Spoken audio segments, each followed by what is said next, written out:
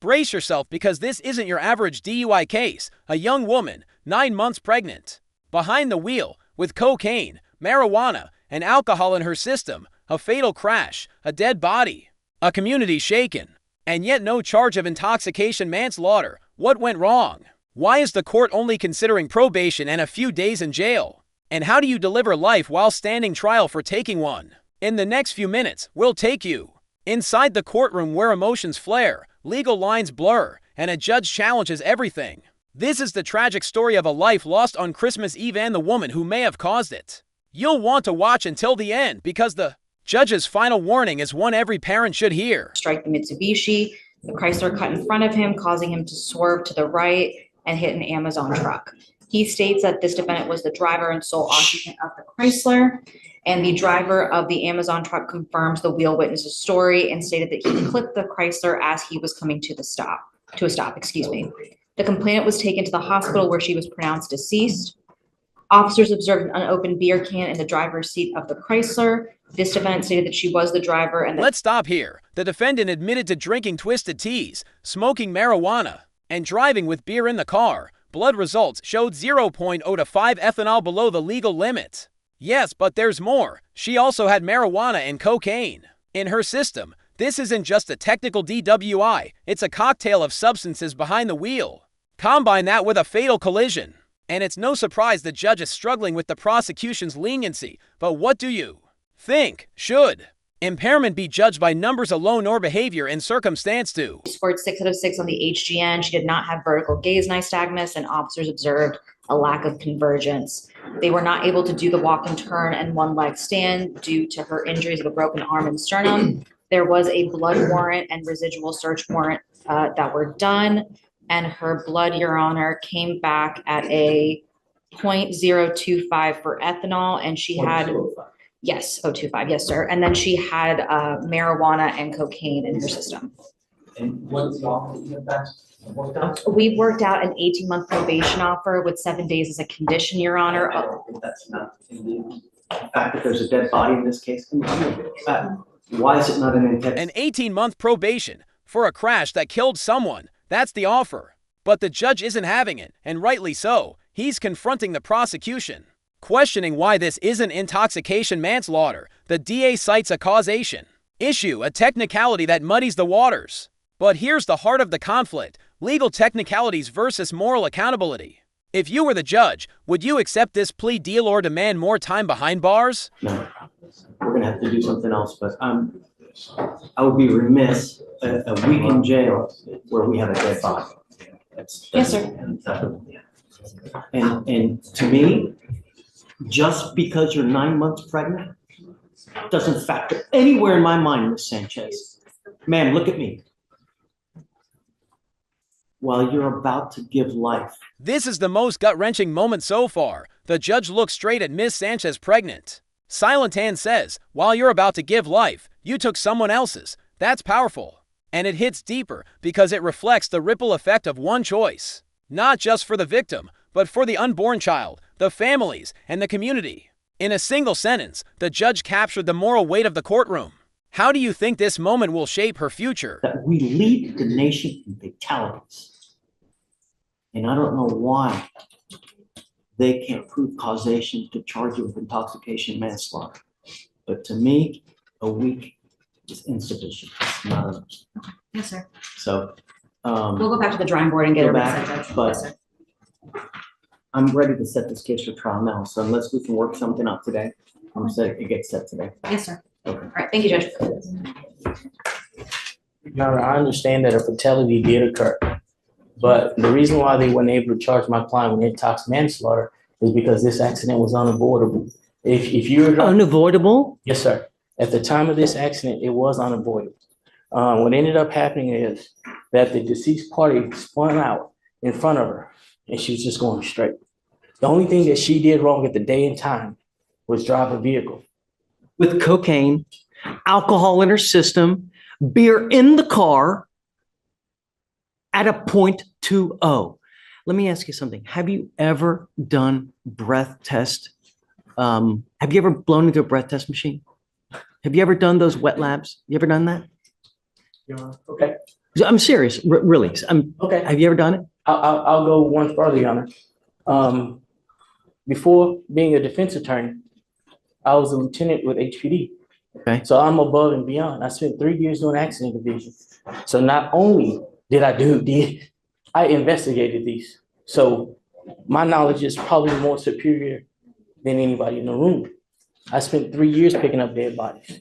And that is a true and factual statement I'm making before the court.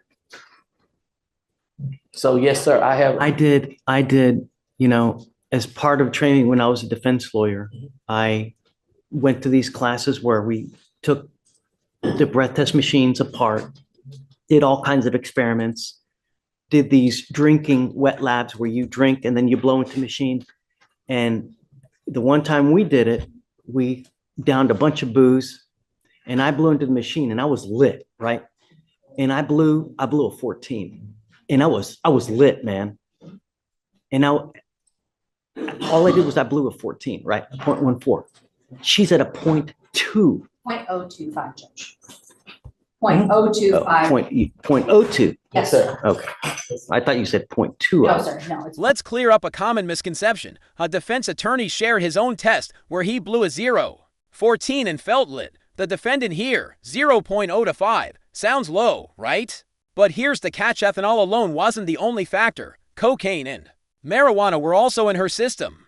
And impairment isn't always about the number, it's about coordination, perception, and decision-making. This isn't just legal math. It's chemistry on the road, and the results were fatal. We were discussing about Ms. Sanchez. We were discussing when for you to do your jail time. Should we have you do it immediately to where you have the baby in jail? Is that cruel and unusual punishment? But then again, is a dead body cruel and unusual punishment? What's fair? What's not fair? I don't know. All I know is that Here's the moral tightrope. The defendant is heavily pregnant. Should that protect her from jail? The judge asks a haunting question. Is a dead body not cruel and unusual punishment? The courtroom is forced to weigh justice for a victim against the welfare of an unborn child. This is the kind of ethical conflict that no sentencing guideline can fully resolve. What would you decide: delay jail until after birth or serve immediately? Sound off in the comments. brought that pregnancy.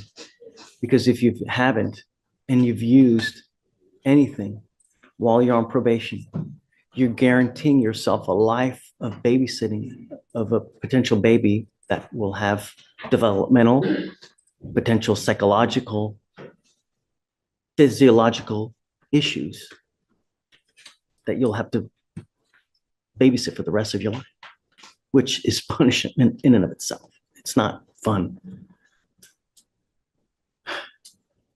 You're charged with driving while intoxicated. You're facing up to 6 months in jail and or a $2,000 fine. The agreement that you guys have worked out is 30 days in jail as a condition to probation for 18 months. As part of the probation, does she have any prior DWI staff? No, Judge. Any other criminal history? Juvenile history only, Your Honor, but nothing DWI.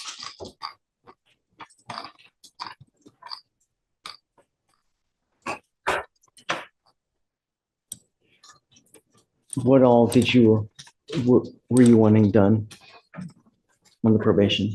Correct. Yes, sir. We are asking for DWI education class, a victim impact panel, guardian interlock, no refusal, no drugs or alcohol, random UAs, 80 hours of community service, and a $300 donation to MAP. Is this how you understand the conditions, Ms. Sanchez? I will keep you to it strictly. I'm going to monitor you myself. You will report to me here to the court so that I make sure everything gets done well. If you are not in compliance, I will issue a warrant for your arrest. Now the court is locking down probation terms tighter than ever. Ignition interlock, no alcohol, random tests, 80 hours of community service, and personal monitoring by the judge. This is no slap on the wrist, it's a surveillance sentence.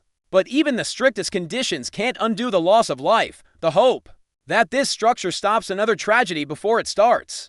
Do you think these terms are enough to hold her accountable? Right now?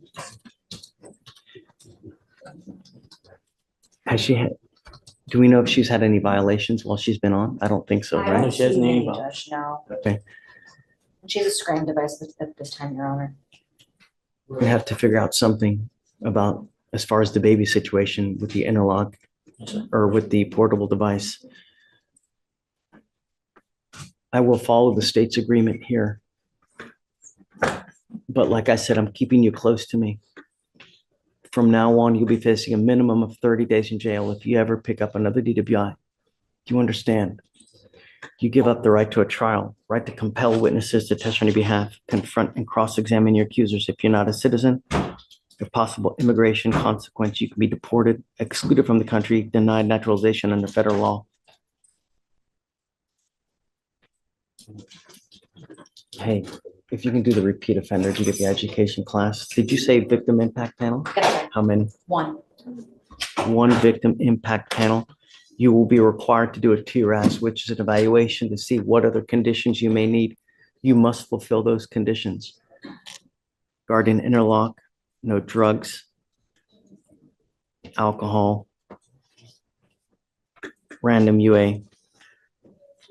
When are you set to deliver, ma'am? What day? August 28th. So where does it all land? Miss Sanchez pleads guilty to DWI, receives 30 days in jail, 18 months probation, and strict supervision by the court, despite a tragic fatality. No intoxication manslaughter charge could stick due to causation uncertainty.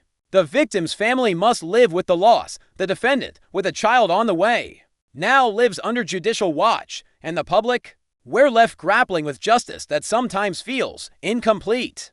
If you found this case as shocking as we did, make sure to hit that like button, share your thoughts in the comments, and don't forget to subscribe for more jaw-dropping courtroom breakdowns.